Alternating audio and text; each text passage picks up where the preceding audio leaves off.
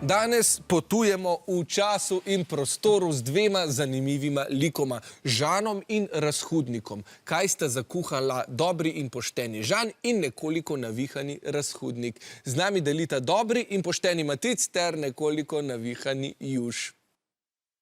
Tole je knjiga, ki dokazuje, da se lahko zgodovino učimo tudi na kul način.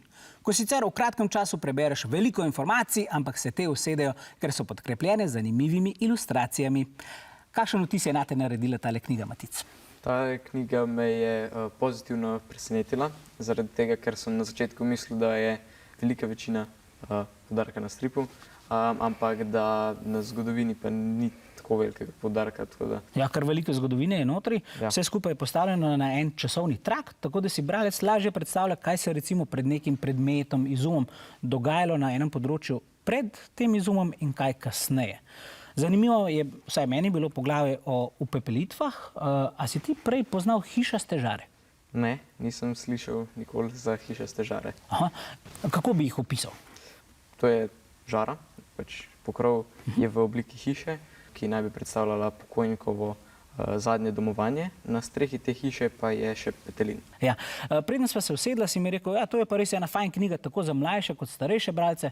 Kaj pritegne mlajše in kaj starejše? Zdi se mi, da mlajše pritegne bolj tale stripovska zgodba, pa tudi slikofrc. Starejše bralce pa opis posameznega eksponata, časovni trak in v bistvu predstavitev vseh muzejev, ki so sodelovali pri tej knjigi.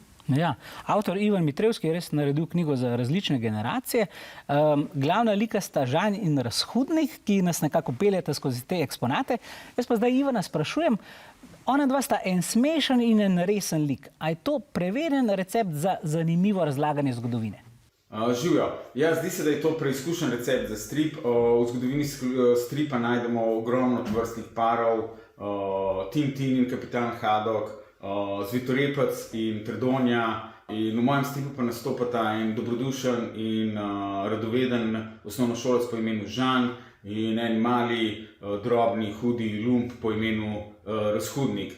In zdi se mi, da kamorkoli gremo, najdemo ene majhne oblastiželjne častihletne lumpe, Žanov, ki bi delovali za dobro, človeštvo je pa zelo malo in mogoče je ravno v tem čar tega žanra in tovrstnih parov.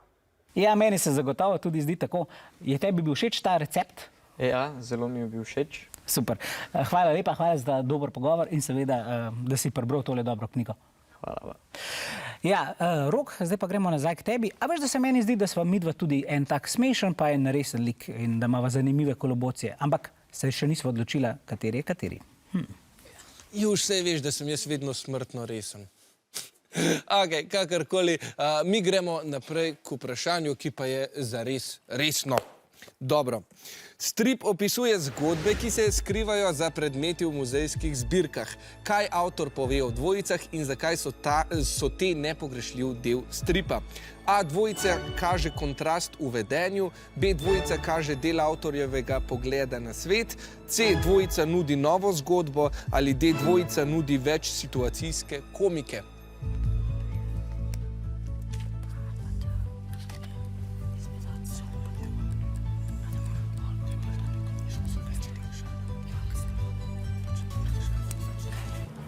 Čas se je iztekel, ekipi pa menita, da je to odgovor A.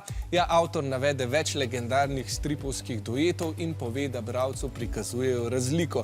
V primeru tega stripa med delom za dobro družbo in sebično grabežljivostjo. Pravilen je res odgovor A. In ne moram verjeti, novih 5 točk spet za obe ekipi.